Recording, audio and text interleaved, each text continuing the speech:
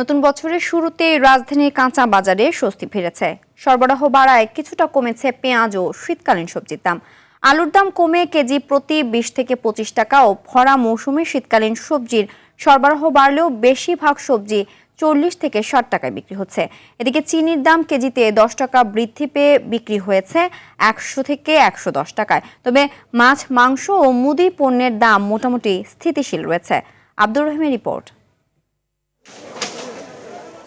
নতুন বছরের শুরুতেই রাজধানীর কাঁচা বাজারে স্বস্তির হাওয়া লেগেছে। সরবরাহ বাড়ায় কিছুটা কমেছে পেঁয়াজ ও শীতকালীন সবজির দাম।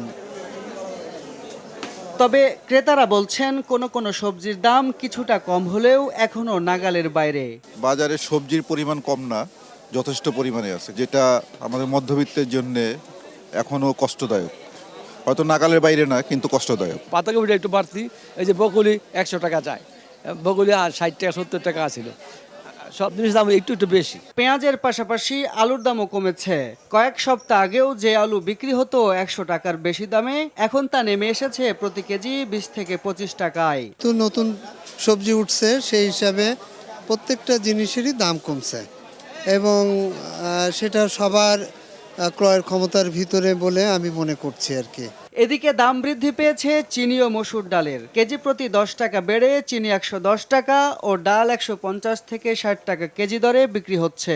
আসলে চিনির দামটা হঠাৎ করে বেড়ে গেছে। আমদানি যারা করে তাদের কাছে সবকিছু, তারা বিভিন্ন অজুহাত দেখাইতেছে, দাম বাড়াইতেছে। সবজির দাম কমায় খুশি ক্রেতা ও বিক্রেতা উভয়ই। তবে মাছ, মাংস ও মুদি পণ্যের দাম আগের মতোই স্থিতিশীল রয়েছে।